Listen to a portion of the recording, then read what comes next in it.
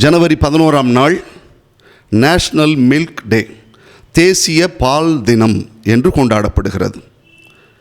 அந்த காலத்துலலாம் சொல்லுவாங்க, பால் வாங்கலையோ பால் பால் பால்னு கத்துவாங்க. இப்போ அதெல்லாம் கிடையாது. இப்போல்லாம் மணி அடிப்பாங்க. ஒரு தெருவுக்குள்ளே வந்துட்டு மணி அடித்தாங்கன்னா எல்லாரும் வந்துடுவாங்க பால் வாங்கிறதுக்கு. இந்த தினம் அமெரிக்காவில் கொண்டாடப்படுகிறதாம்.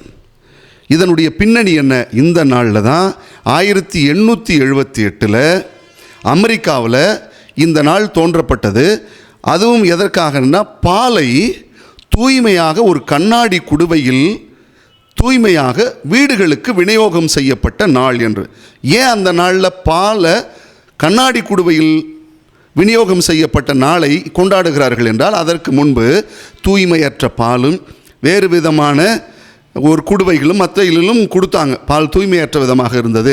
இதிலிருந்து தான் பால் தூய்மையாக விற்பனை ஆனது என்பதை காட்டி தூய்மையாகவும் பாட்டிலில் விற்ற அந்த நாளையும் இந்த தினமாக அமெரிக்காவில் கொண்டாடி கொண்டிருக்கிறார்கள். இதனுடைய முக்கியத்துவமும் ஒன்று உண்டு.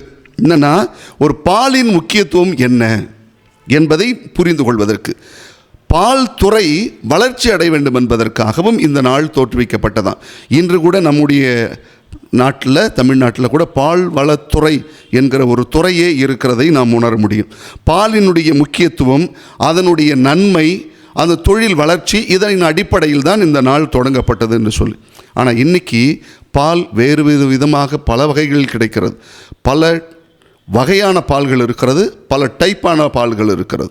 ஒருத்தன் போய் கடையில் கேட்டான், பால் வேணும்னாங்க. ஒரு பாக்கெட் எடுத்து கொடுத்தாங்க. உடனே அவன் சொன்னான், பால் வேணும் பாக்கெட்டு வேணாம், பால் வேணும் பாக்கெட்டு வேணாம், பால் வேணும் பாக்கெட் வேணாம்னா. அப்போ உடனே, இல்லை எனக்கு தாங்க பால் தாங்க இதுன்னு, எனக்கு பால் வேணும் அப்படின்னு சொல்லிகிட்டே இருந்தான். அப்போ நீ பால் பண்ணைக்கு போய் வாங்கிக்க அப்படின்னு சொன்னாங்களாம்.